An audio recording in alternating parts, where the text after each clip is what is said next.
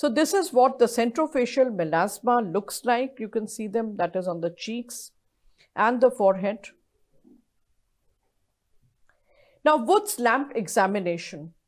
Now, this is an instrument which is helpful to identify the depth of the melanin pigmentation and to determine the type of melasma, whether it is epidermal, dermal or mixed. So, in epidermal melasma, there is enhanced color contrast with Wood's lamp.